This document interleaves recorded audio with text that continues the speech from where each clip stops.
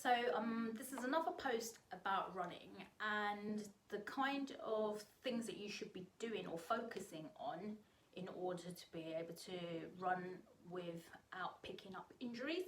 So ultimately, running is a very accessible activity. Anyone can put on their trainers and go out and run. However, I'm pretty sure you've already heard that a lot of people end up suffering with running injuries.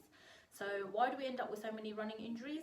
It's because at the end of the day, running is a skilled activity. You need to be able to have good control of your body in order to run without problems. If you're only running like once a week and it's only a really short run, then it's not so much of a big deal. But if you start to increase your mileage and you're pounding the street several times a week, it will take its toll on your body. And I've said in the previous video, the hips and the glutes are crucial when it comes to running, just because of all the weight that goes through your hips and into your legs. So if you can't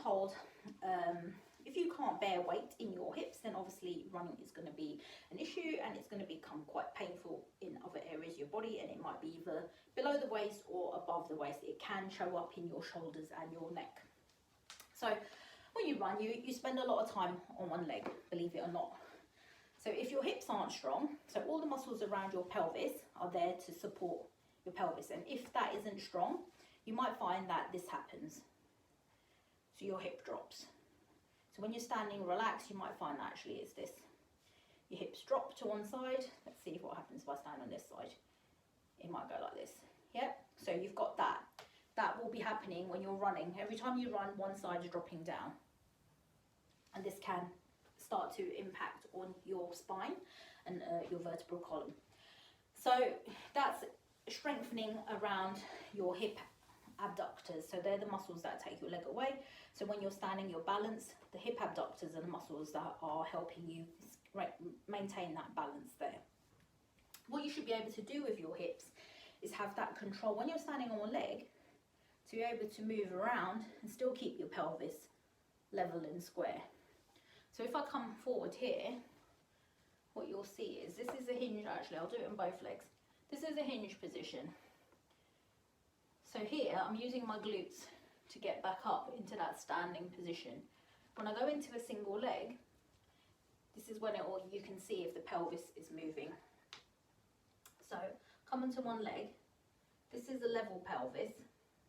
This is when I start to turn, and if I dip down this way. See how hard my leg has to work now in order to balance, and it didn't really like that. So let's do on this leg. So as I come down here, this is level. This is where it goes up, where I'm coming down, and the knee has to stay stable, and the ankle as well. So I can either do it straight-legged. So this leg is much stronger, this hip in the hip is way stronger on this side. Whatever I do on this side still it's not always as strong. Let's try it here. So you balance, come down. So now I'm level. I'm going left and right. Now you should be able to do that in your hips and have that control. The knee should not be moving in or out, and your hips, you should be able to get it back square, straight, and move up and down. So all these controlled movements are things that your hips should be able to do in order to prevent injury from occurring. Now, to be able to get all that movement in your hips, you do need to have a good strong hip complex. So that's when you would need to strengthen all the movements around your hips, get into the really tiny rotator muscles, so the ones that actually make that movement. So let's see, you're coming down here, whoops, and here, there. So these are the little muscles that are working to help you make these little movements and to keep you balanced and back up. Your ankle will do some of it as well. So if you're feeling a lot of it in your calf and your ankles, then clearly your butt isn't working again. You're trying to get that balance from lower down in your leg.